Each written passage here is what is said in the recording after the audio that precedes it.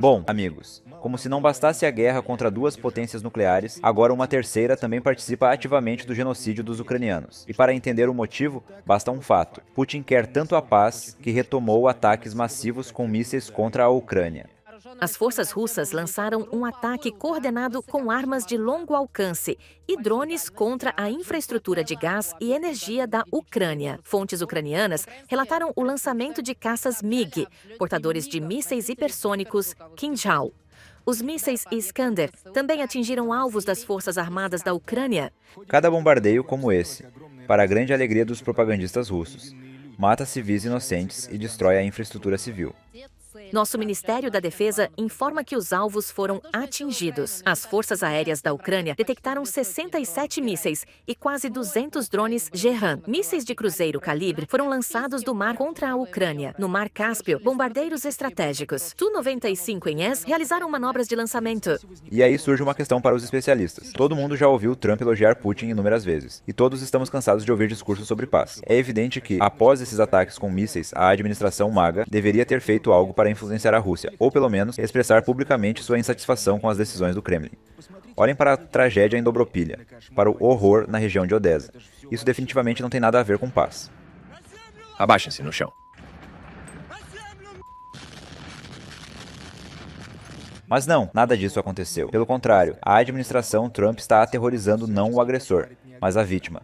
Basta ver a proibição da entrega de mísseis de defesa aérea para a Ucrânia. Falando sobre os fornecimentos militares dos Estados Unidos, a dependência crítica da Ucrânia recai sobre poucos itens. O principal é o sistema de defesa aérea e seus mísseis. Isso significa que as cidades ucranianas ficarão menos protegidas contra os mísseis russos que atingem hospitais infantis, usinas de energia, estações ferroviárias e edifícios residenciais. Se fosse de graça, tudo bem, mas nem pagando querem fornecer. Mesmo sabendo que vão proteger civis e que mísseis de defesa aérea não podem ser usados para atacar a Rússia. Ao interromper toda a sua ajuda à Ucrânia, os Estados Unidos buscam, antes de tudo, pressionar Zelensky. O enviado especial de Trump, Keith Kellogg, declarou que a Ucrânia é a única culpada por sua situação e que agora terá que fazer uma escolha crucial, praticamente de vida ou morte. Ou seja, a liderança político-militar da Ucrânia está sendo chantageada diante do mundo com a morte de civis. A mensagem é clara: idosos e crianças deixarão de morrer em massa apenas se um acordo sobre recursos naturais for assinado. Esse nível de cinismo está além de qualquer limite. Washington deixou claro que Trump está disposto a concluir um acordo sobre recursos naturais, que foi suspenso após sua briga com Zelensky, com a condição de que o líder ucraniano aceite um cessar-fogo imediato e negociações com Moscou. Toda essa história entre Trump e Zelensky é exclusivamente sobre Trump tentando extrair o máximo da Ucrânia, garantindo isso por meio de documentos, e se apresentar como um pacificador. Obviamente, essas manobras da administração MAGA não ajudam a melhorar sua imagem entre os ucranianos. E o problema não é só nos mísseis de defesa aérea. Não somos grandes fãs de teorias da conspiração, mas a suspensão do compartilhamento de inteligência, justamente antes da ofensiva russa na região de Kursk, é, sem dúvida, uma... Coincidência? Não creio. Infelizmente, o fronte já está sentindo os impactos, sejamos sinceros, dessa traição. Muitos ucranianos não fazem ideia do nível de caos que está acontecendo na região de Kursk. Só para se ter uma noção, já foram perdidas grandes áreas, incluindo Malaya, Loknia e Martinovka. A lista continua. Além disso, tropas norte-coreanas, embora em número reduzido, atravessaram a fronteira com a região de Sumy. Imagens geolocalizadas divulgadas em 8 de março indicam que as forças russas também avançaram além da fronteira internacional da região de Kursk, cruzando para a região de Sumy e avançando ao sul da cidade de Sudzha. É sobre isso que devemos falar, em vez de nos iludir com histórias sobre gasoduto e as tentativas de avançar em Sudzha pela retaguarda. Claro que é legal ouvir o choro de blogueiros militares russos. Quando operações são planejadas por oportunistas, o inimigo descobre nossos planos antes mesmo de a operação terminar. O resultado? Perdas desnecessárias e missões fracassadas. Mas acreditem, ninguém lembrará desses corpos russos daqui a alguns dias. Para a Ucrânia, porém, cada perda é uma tragédia imensurável. Por isso, é crucial unirmos forças em apoio ao nosso exército, que enfrenta enormes dificuldades devido à traição de um aliado fundamental. E se não acreditam, basta ver como os propagandistas russos de Ostankino estão exultantes com as decisões de Trump. Mas hoje ele está fazendo a coisa certa. Vamos prestar atenção a isso. Há uma janela de oportunidades. Eles bloquearam informações, desativaram os satélites da Ucrânia, suspenderam os fornecimentos de armas, até removeram acordos do site oficial. Estão fazendo a coisa certa com Zelensky. Um momento muito revelador, especialmente considerando que o deputado Zhuravli passou anos odiando os Estados Unidos e contra a liderança dos Estados Unidos só direcionou versos obscenos, como por exemplo este. Melhor ser velho, grisalho e meio ranzinza do que jovem, saudável e... Se até esse tipo de gente começou a amar os americanos de repente, talvez as pessoas ao redor do mundo precisem se perguntar: será que há realmente liberdade e democracia em um lugar onde Lukashenko e Zhuravlyov são seus aliados? Musk fez bem em revisar os gastos dos Estados Unidos. Eles fecharam a Agência dos Estados Unidos para o Desenvolvimento Internacional, por exemplo. O que eles faziam? Financiavam golpes em países estrangeiros. Os Estados Unidos precisam se acalmar e focar no que realmente importa. Bom, são apenas reflexões em voz alta. Enquanto isso, vale ressaltar que, apesar da gravidade da situação, não há motivo para cair no desespero e arrancar os cabelos. Sim, a situação é difícil, mas não é sem saída. Isso se aplica a tudo, incluindo o front. Sim, a situação em Kursk é complicada, mas, por outro lado, há progressos significativos em Donetsk, a mesma região de Donetsk, que, vale lembrar, os russos planejavam capturar em apenas 2 dias.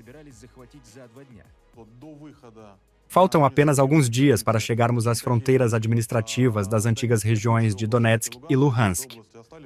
Já se passaram mais de 3 anos desde aquele famoso discurso de Pushilin, e a realidade ainda é outra. No entanto, é preciso reconhecer que, até pouco tempo atrás, a situação nas frentes de Pokrovsk e Kurakhove era realmente crítica. Para a alegria dos propagandistas, os russos avançavam em um ritmo alarmante.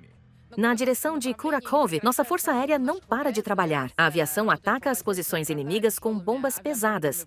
As FABs pulverizam as posições, como pode ser visto nestas imagens. Nossas tropas avançam centenas de metros por dia. Se nosso avanço continuar nesse ritmo, mais de 1.000 soldados das Forças Armadas da Ucrânia ficarão encurralados na bolsa de Kurakhove. A única coisa que pode salvá-los é uma retirada imediata. Mas, no fim, as ofensivas russas em massa enfraqueceram significativamente seu potencial de ataque. Além disso, graças a uma tática inteligente, os militares ucranianos praticamente deixaram os invasores russos sem recursos para continuar avançando. Veja o que os próprios russos estão dizendo sobre isso.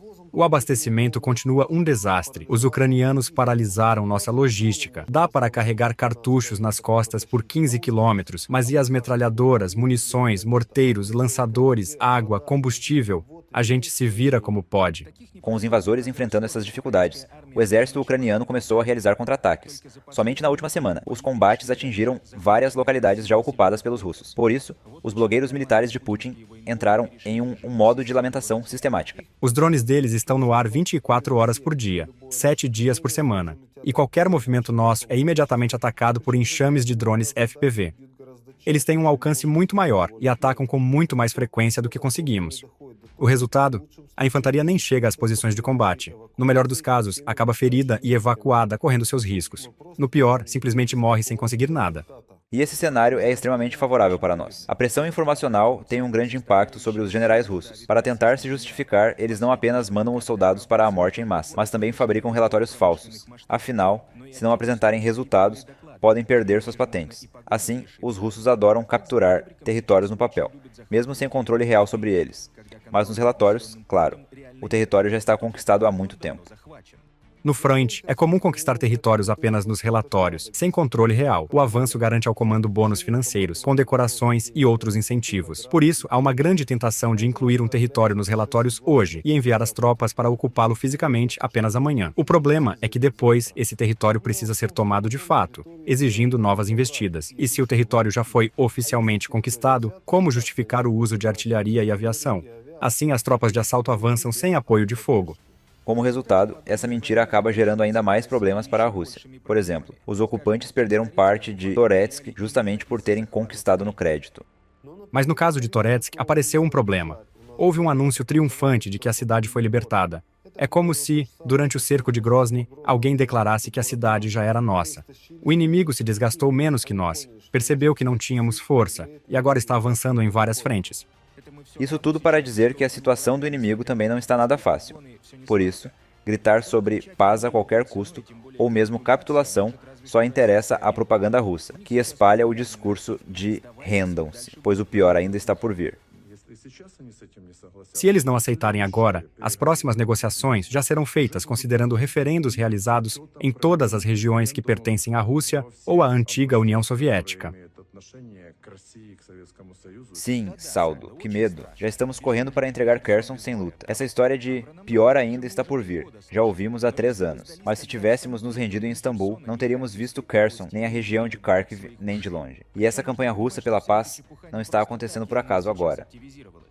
Para os russos, é crucial impor seus interesses enquanto os aliados europeus ainda estão reformulando sua política externa e de defesa. A Europa escolheu, afinal, o caminho da guerra. O presidente da França, Emmanuel Macron, declarou que a Rússia é a principal ameaça para Paris e toda a Europa, e que pretende atacar. Isso representa um desafio enorme para Putin, o que até mesmo os propagandistas russos reconhecem. O entusiasmo com que eles estão agindo agora, a tranquilidade de Zelensky quando dizem que o protegerão, a criação do Sky Shield, o componente aéreo no oeste da Ucrânia, onde nossas defesas antiaéreas não alcançam e drones não funcionam contra aviões, tudo isso é muito sério e temo que veremos os resultados muito em breve. Ou seja, teoricamente uma coalizão europeia forte poderia fornecer à Ucrânia o que precisa para continuar a guerra, ou pelo menos para negociar de posição mais forte. Já conseguiram os Leopard. Vamos ver se o novo chanceler enviará os Taurus. Cada ataque à nossa logística, infraestrutura e tropas é extremamente doloroso. Por isso, eles estão investindo dinheiro nisso. É por isso que, neste momento, quando há tanto dificuldades quanto avanços no fronte, é importante não cair nas armadilhas que o inimigo espalha. A paz, claro, é algo desejável, mas sempre devemos nos perguntar, a que custo? Digamos que a guerra pare agora. Vocês realmente acreditam que Putin esquecerá a Ucrânia? Claro que não. Ele tentará infiltrar seus aliados no governo ucraniano. E quando essas tentativas falharem, algo óbvio, até para os colaboradores mais ingênuos, Como realizar eleições? Como? O que mudará? Nada. Será um pouco mais ou menos aceitável, mas nada essencialmente mudará. Putin encontrará um pretexto. Por exemplo, alegar que cidadãos russos estão sendo perseguidos em Kherson. E Trump não ficará no poder para sempre. E aí que a Ucrânia não enfrentará um exército russo enfraquecido, como dizem os blogueiros militares russos. A Rússia sofreu mais perdas do que o esperado. Sim, é um urso, mas um urso ferido, exausto, que lutou contra uma matilha de cães vermelhos. Mas sim um exército renovado e muito mais capacitado. Não estará de burros nem em muletas, mas sim treinado e pronto para a batalha. É por isso que não precisamos apenas de paz, mas de garantias reais de segurança. Sem elas, qualquer documento assinado será apenas um adiamento da guerra, com consequências muito mais graves para a Ucrânia. Portanto, sejamos realistas, apoiemos o exército e não caímos na conversa fiada de populistas medíocres. Todos nos lembramos de como terminou a paz a qualquer custo em Minsk. E diante dessa realidade, cometer o mesmo erro novamente seria imperdoável.